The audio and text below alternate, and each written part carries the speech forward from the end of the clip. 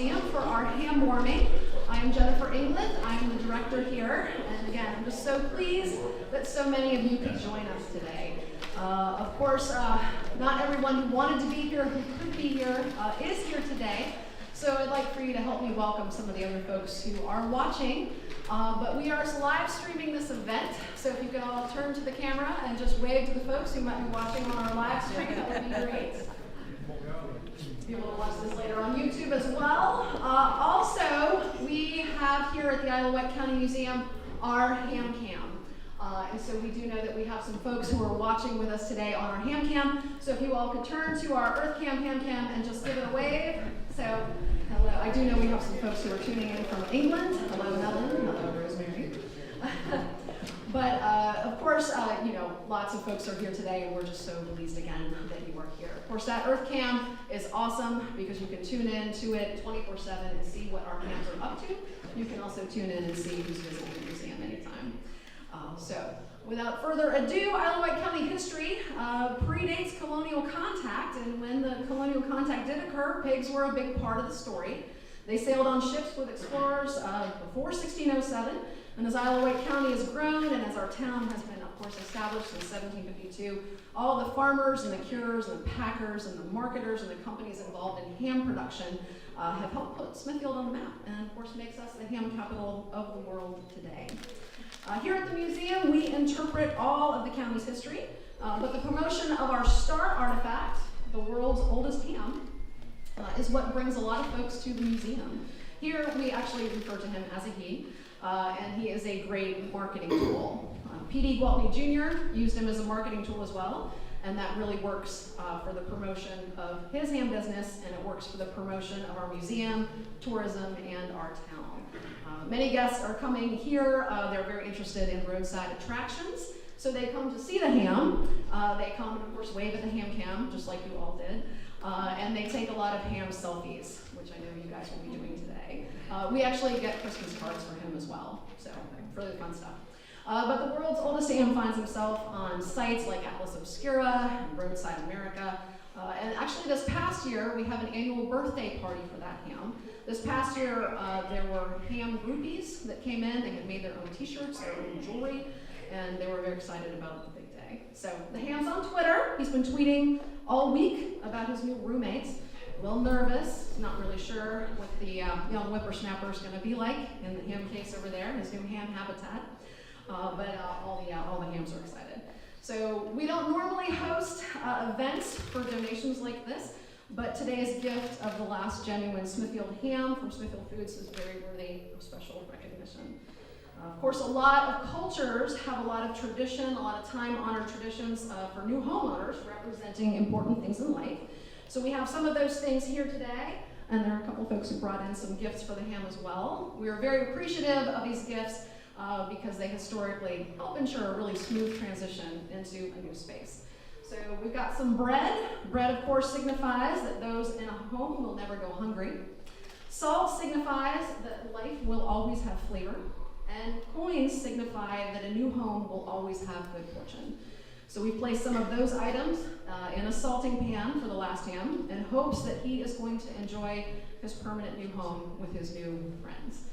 The world's oldest ham, the world's largest ham, and a 1930s branded ham. We threw in a few pineapples because, symbol of hospitality, and because ham and pineapple are a perfect combination. Except for pizza, I'm not going there, right? But with these gifts, and with all of you here today, and in the spirit of fun and joy, it is certain that our newest artifact is going to enjoy the museum in perpetuity. And it is certain that the accessioning of this historic organic artifact into our collection will be an added bonus for our visitors who are both here in person and watching on our campaign.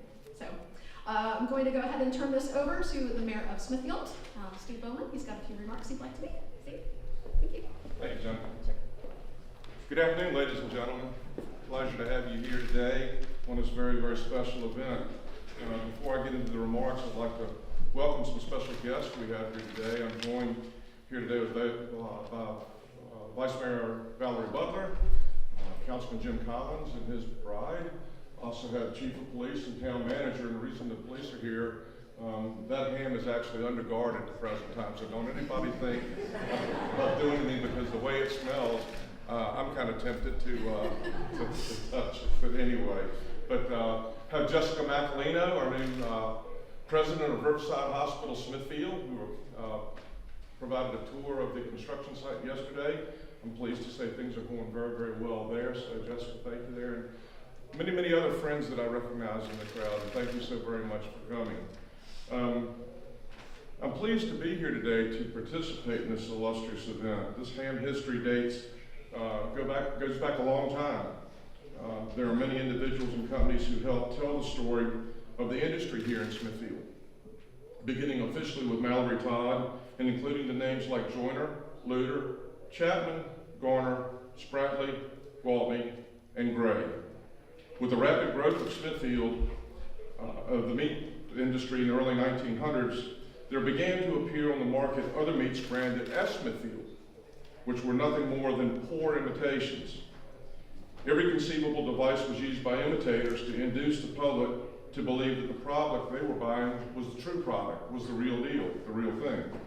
In order to prevent this unfair and misleading practice, and in the same time to protect the legitimate packers and general public, the Virginia General Assembly at its regular session in 1926, and at the assistance of the Virginia Department of Agriculture, passed an act defining genuine Smithfield meats. The name Smithfield today still garners worldwide recognition, as it should, due in part to this act. Smithfield meats have been, and still are, shipped abroad to grace the tables of royalty, dignitaries, nobility, and the influential. The tradition of these fine products and feeding and fueling of families here and across the globe pays homage to our wonderful town. I'd be remiss if I didn't at this point continue to accentuate the wonderful working relationship the town of Smithfield has with its flagship corporate, senior corporate citizen that we have here. Smithfield has been a part, Smithfield Foods has been a part of Smithfield for many, many years. And the philanthropic actions and just the working relationship that we've had through the years means so very much to the town of Smithfield. And I can assure you that we will continue to do whatever we can at our avail to ensure that this relationship maintains and remains intact. Thank you to Smithfield Foods for providing this enduring symbol of our town's ham history to the Isle of Wight County Museum.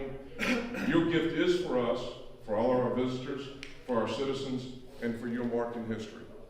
So at this time, without further ado, I'd like to introduce our true guest of honor who's here today. It's Mr. Jim Monroe. He's the Vice President of Corporate Affairs for Smithfield Foods, and I believe he has some remarks as well as a presentation. Jim?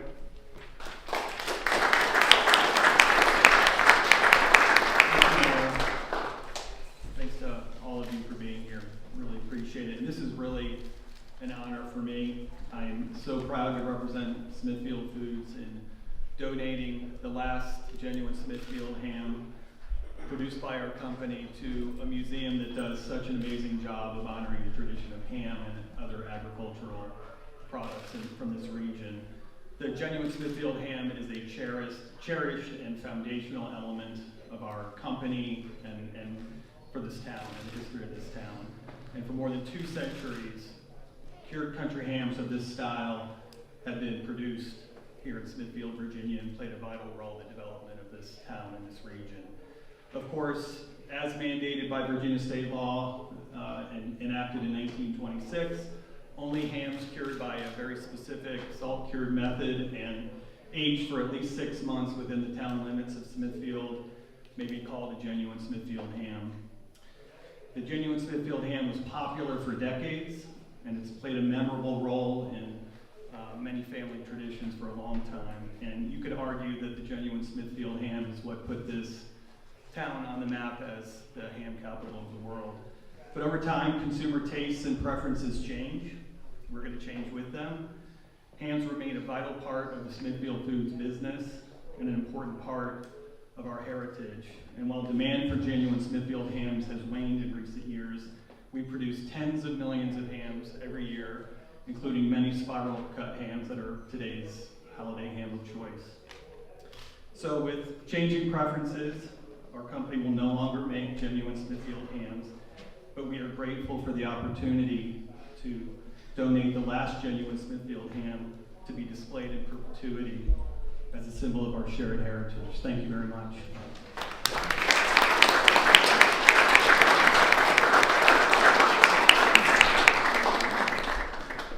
And now I present the gentleman of the college.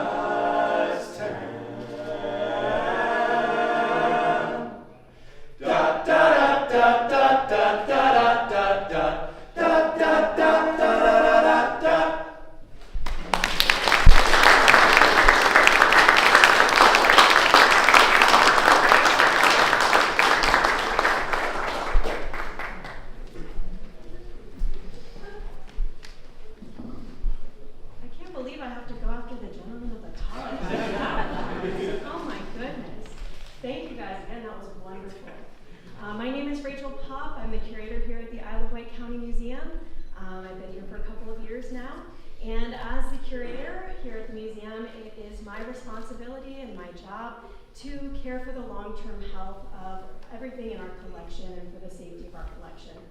So the exhibit case over here will house the last genuine Smithfield ham and is carefully designed, as silly as it may sound and as odd as it may sound, it is designed for ham display. So the floating base actually vents down into an undercase storage that has desiccant inside of it and helps maintain the relative humidity inside the case and also kind of encapsulate it into its own environment there. We have made some adjustments to the case, and you'll notice that there is a new spot in there designed for our last genuine Smithfield ham. So we are ready to add that into our collection. When each object is added to the museum's collection, it does get a unique number. and the last ham's number is 2024.1.01, which identifies that it is the first item that we set aside in the session number for this year. I have prepared a deed of gift for the event and would like to go ahead and sign this now, and a copy will be provided to Smithfield Foods after the event today for your records. All right.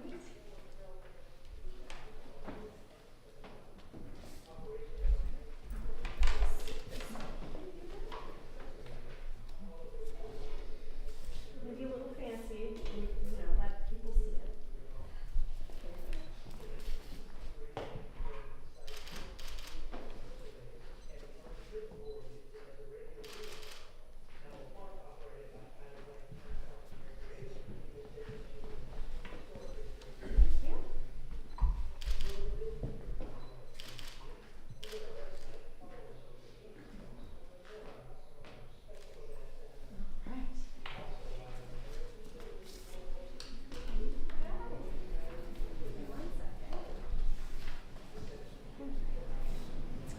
It is my honor to officially accept the last genuine Smithfield ham, which is already on display right over here for those of you who haven't gotten a look at it quite yet, into the museum's collection on behalf of the Isle of Wight County Museum. We thank you for this gift and promise to protect, conserve, and interpret this artifact and its history for many generations to come. Thank you again for saving the last ham for me.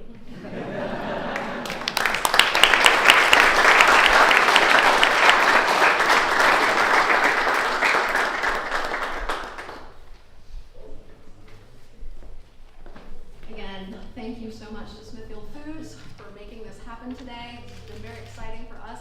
And thank you so much to all of you for attending here for our big event today. We're just so pleased that you all would make the trip out to see our ham. I know you are definitely going to want some ham selfies.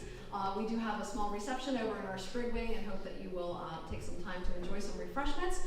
And I think our new tagline here at the Isle of Wight County Museum is now going to be Isle of Wight County Museum, now with 33% more ham. So thank you all so much. Come enjoy the ham, and be sure to thank Smithfield Foods as well.